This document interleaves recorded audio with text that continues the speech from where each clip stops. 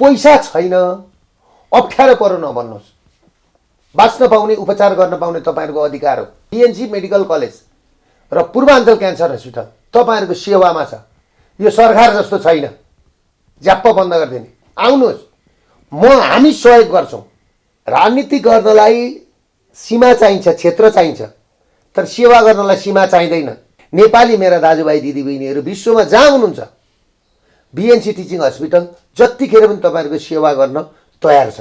सम्पूर्ण बिमितहरूलाई म के भन्छु भने हामीले हाम्रो हस्पिटलमा, बीएनसी मेडिकल कलेज र पूर्वाञ्चल क्यान्सर हस्पिटलमा पैसा छैन, अप्ठ्यारो परो नभन्नुहोस्।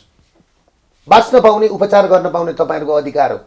हामी सहयोग गर्छौं। आउनुहोस्, जे जस्तो छ तपाईहरुले कति तिर्न सक्नुहुन्छ, सक्नु हुँदैन, आउनुहोस्, हामी मिलेर एक अर्कामा बीएनसी मेडिकल कलेज र पूर्वाञ्चल क्यान्सर हस्पिटल तपाईहरुको सेवामा छ।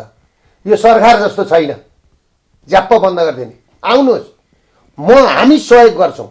हामीले रेट रिभिजन गरेर उपचार गर्न आउनुहोस्। हामीले के गर्दा हुन्छ, हामीले तपाईहरुलाई के गर्दा राम्रो हुन्छ। र मैले दार्जिलिङदेखि, सिक्किमदेखि, आसामदेखिको आउँछन् हामीले के भनेको छ भने त्यताको पनि नेपालीहरू आउँछन्।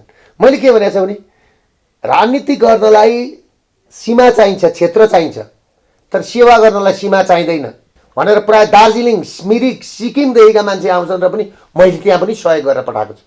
त्यसले गर्दाखेरि नेपाली मेरा दाजुभाइ दिदीबहिनीहरू विश्वमा जहाँ हुनुहुन्छ, बीएनसी टिचिङ हस्पिटल जतिखेर पनि तपाईहरुको सेवा गर्न तयार छ।